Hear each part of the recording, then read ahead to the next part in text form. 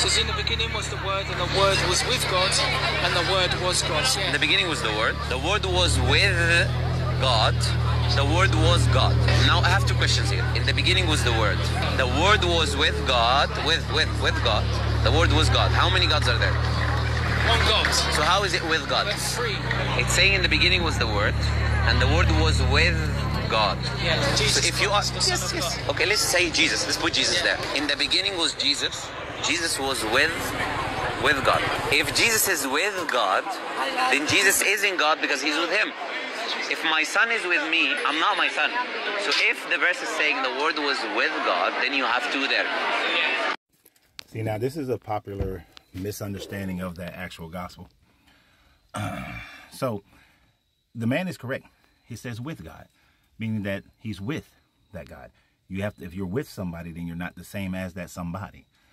And in the actual Greek translation, it uses ton theos when it talks about the God. When it talks about the Word, it says the Word, ton, legos. And when it talks about God, ton theos.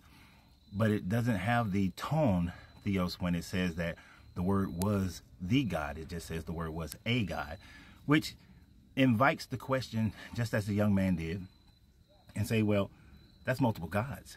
That is not the same God. And is it not also written that your Jesus said that, is it not written that ye are gods? And many are going to say, are going to revert to John where he says that, hey, Jesus was saying that he is with God. If you've seen me, you've seen the Father. But he says the same thing to the disciples later, that they are with him. They are the same as him. So you have to apply the same rhetoric to the apostles that you would apply to Jesus and his relationship with the Father.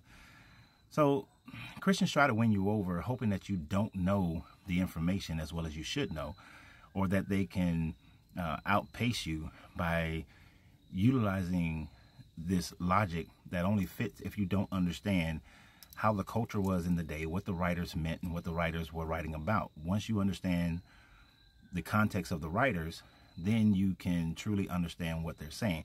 Most people don't ever think about the context of the writers, the culture, and the political agenda or the religious agenda that was at foot in order to truly understand what they're actually reading.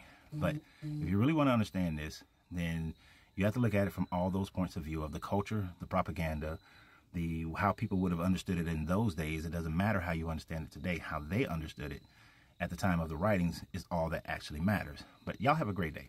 And remember always, you got to free yourself to be yourself because your greatness is non-negotiable. Good journey, good vibration.